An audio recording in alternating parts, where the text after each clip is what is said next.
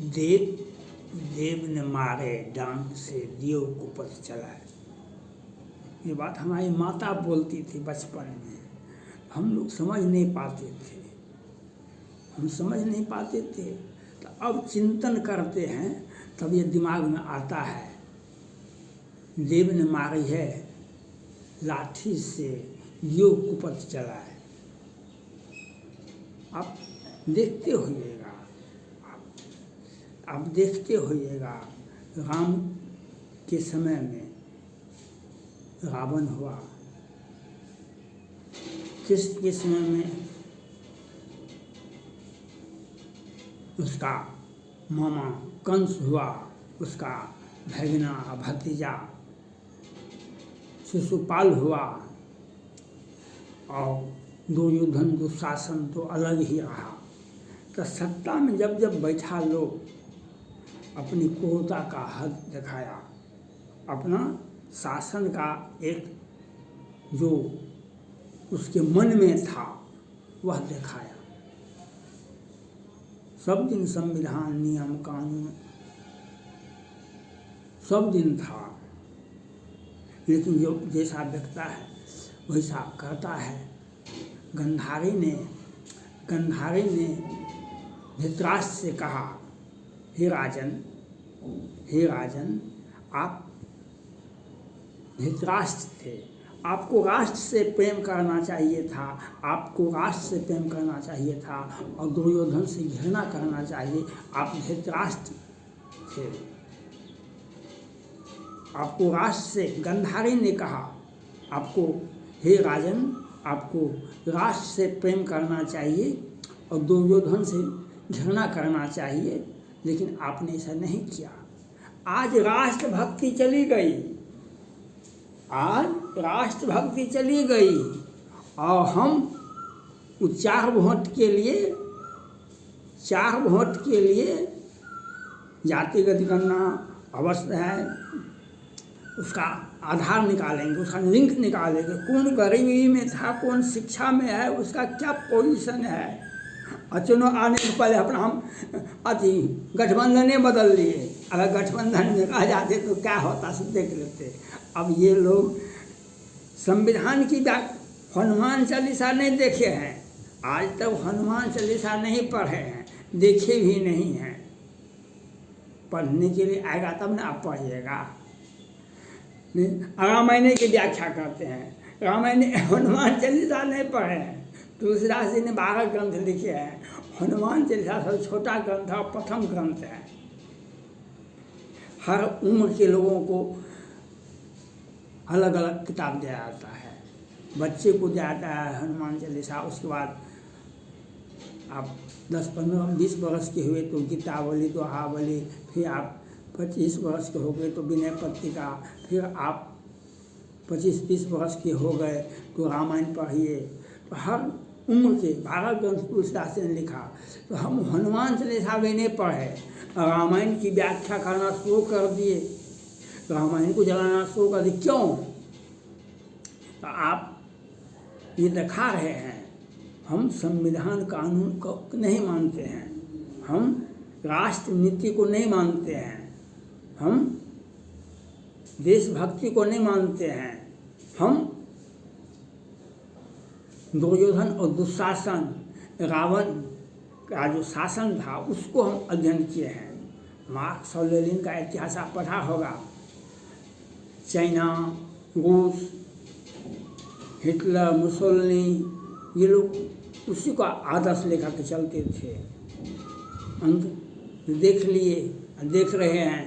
तो इसलिए आपके जो आइडियोलॉजी है, आपकी जो मंशा है, आपका जो आचरण है, उसी मुताबिक लोग अपना अपना ग्रहण करते हैं। अपनी परिस्थितियाँ भी होती है, लेकिन परिस्थितियाँ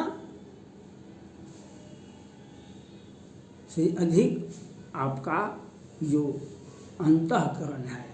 हम राष्ट्रभक्ति की बात नहीं करते हैं, हम देशभक्ति का बात नहीं करते हैं। हम अपना वोट बैंक को, हम हनुमान चालीसा नहीं पढ़े हैं, रामायण की व्याख्या करते हैं। हम और आवाज़ उठाते हैं जो मोदी आएगा तो संविधान बदल देगा, मोदी आएगा संविधान बदल। संविधान में कहाँ पर किस आर्टिकल पर है जो केंद्र सरकार बदल दे? संविधान, देश को तो डर होने लगा, देश को अब डर लगने लगा। ऐसे गठबंधन वाले, इंडी गठबंधन वाले अगर देश की सत्ता में आ जाएंगे तो हिंदुओं को जीना मुश्किल हो जाएगा। जिस प्रकार से आज 50 वर्षों से जम्मू कश्मीर में हिंदुओं को भगाया गया, 50 वर्षों से जम्मू कश्मीर से 5 लाख से अधिक हिंदुओं की आबादी को मार दिया गया, भगा दिया गया, उसका ज़मीन लूट लिया गया। वो जो फारूक अब्दुल्ला साहब हैं, जो ये मुक्ति में हुआ है, तो वे भी जब मुख्यमंत्री थे हिंदुओं की ज़मीन को उनको भगा दो। ये साजिश बहुत दूर का है, ये साजिश बहुत दूर का है। लोग हिंदुओं को आपके ज़मीन पर से आपको भगा देंगे, आपको भय दिखाएंगे, हम 20 हैं आप 1 हैं, आपको मार देंगे, आपकी बहू बेटियों का इज्जत लूट लेंगे, आपको भागना पड़ेगा। आप भागना पड़ेगा तो हमारी ज़मीन तो राज्य सरकार बैठी हुई है, वह कुछ दिन के बाद उस ज़मीन पर आपके नाम से आवंटित करें। वे लोग भाग गए, उनका ज़मीन को अपना। ये फारूक अब्दुल्ला साहब, मुफ्ती महबूबा साहब ऐसा करवाए हैं जम्मू कश्मीर में, और उसका देखा देखी ये केरला में भी हुआ और देश के अन्य राज्यों में भी हुआ। खाली प्लॉट हमारा है, खाली प्लॉट हमारा है, क्योंकि इन्हें देश में जब से शासन सरकार बनी है देश में, हम दो हमारे दो का नारा चल रहा था आज़ादी के समय से ही। 70 के दशक में तो और अधिक हुआ, 80 के दशक में और अधिक हुआ, लेकिन 90 के दशक में ये बात आज भी संविधान। लेकिन हम दो हमारे दो, अब इनका बदल गया कि हम दो हमारे दो नहीं, हमारे 20। वहाँ वोट बैंक की राजनीति शुरू हुई और उस वोट बैंक को पकड़ने का काम किया जो यहाँ पर जनसंख्या ज़्यादा हो, इसलिए उस जनसंख्या को पकड़ो और हिंदुओं में जाति विभेद करो, हिंदुओं में जाति विभेद करो और उस वोट बैंक को पकड़ो जो हम सत्ता में बने रहने सत्ता के लिए। लेकिन होता क्या है? हुई है सो जो राम ऊँची आखा को करे तर्क बढ़ावे शाखा, हुई है सो जो राम ऊँची आखा को करे तर्क बढ़ावे शाखा। होता क्या है?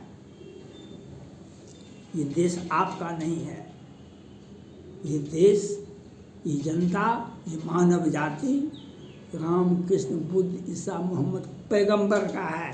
ये देश, ये मानव जाति राम कृष्ण बुद्ध ईसा मोहम्मद पैगंबर का है।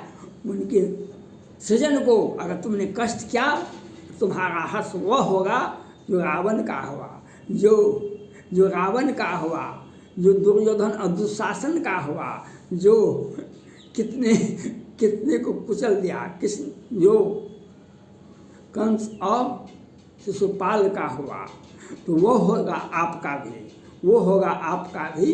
ये सृष्टि है राम कृष्ण बुद्ध ईसा मोहम्मद पैगंबर का है।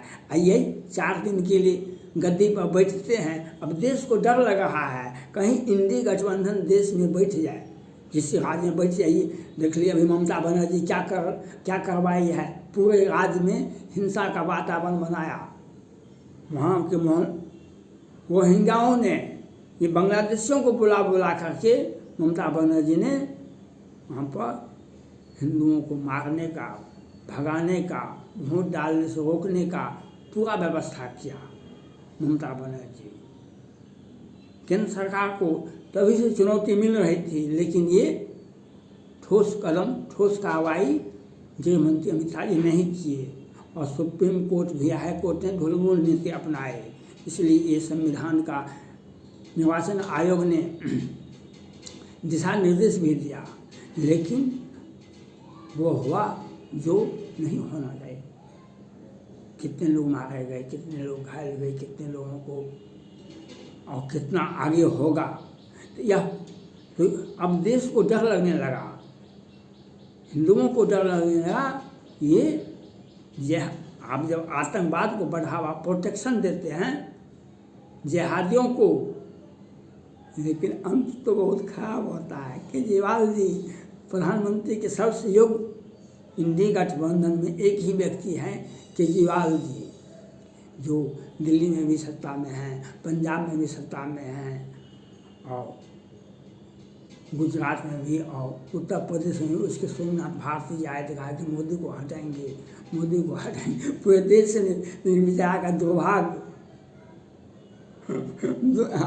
बेचारे का दुर्भाग्य अब जेल जाते जाते, क्योंकि घोटाला 4 दिन की चांदनी फिर अंधेरे। आप 4 दिन बैठे मुख्यमंत्री पद पर, क्या 1000 करोड़ का घोटाला कर लिए, क्या लाख करोड़ का घोटाला कर लिए। वकील को भी इतना फीस देते हैं, मालूम होता है उनके माध्यम से मैनेजमेंट करते थे। ये वकील को इतना पैसा देते थे, लगता है कि मैनेजमेंट करवाते हैं। Chief justice of supreme court Patna आए हुए थे 7-8 में। उन्होंने कहा था बिहार में कोर्ट के बाहर ही फैसला हो जाता है, किसे फांसी देना है, किसे रिहाई करना है, कोर्ट के बाहर ही फैसला हो जाता है, सारी व्यवस्थाएं हो जाता है, मैनेजमेंट हो जाता है। वह बात तत्कालीन चीफ जस्टिस 7-8 में आए हुए थे बिहार में, उन्होंने कहा था। वह लगता है व्यवस्था हो गया है, और व्यवस्था आज देश में देख रहे हैं हम लोग। तो इसलिए आपको ये तय करना होगा, अब हिंदुओं को समझना होगा, हिंदुओं को अपना सोचना होगा। कहीं इंडी गठबंधन ममता बनर्जी या राजद या समाजवादी पार्टी या कांग्रेस पार्टी या कर्नाटका, जो ये इंडी गठबंधन के लोग सत्ता में आ जाते हैं, तो आपको धरती पर रहने का जगह नहीं मिलेगा। ये धरती पर भारत में रहने पर का जगह नहीं मिलेगा। ये क्यों? तो इंडी गठबंधन संविधान की व्याख्या करते हैं। संविधान में कहाँ पर क्या लिखा है?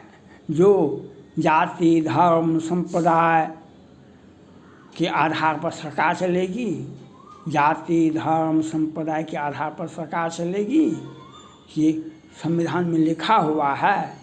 उसको आरक्षण का लाभ मिलना चाहिए। तो ये संविधान में कहाँ पर लिखा है? आर्टिकल तो बताना चाहिए। हम तो पढ़े लिखे हैं नहीं, हम तो पढ़े लिखे, लेकिन संविधान को बदल देंगे। संविधान को तो नहीं बदलेंगे, लेकिन अनेकों को जेल भेज देंगे।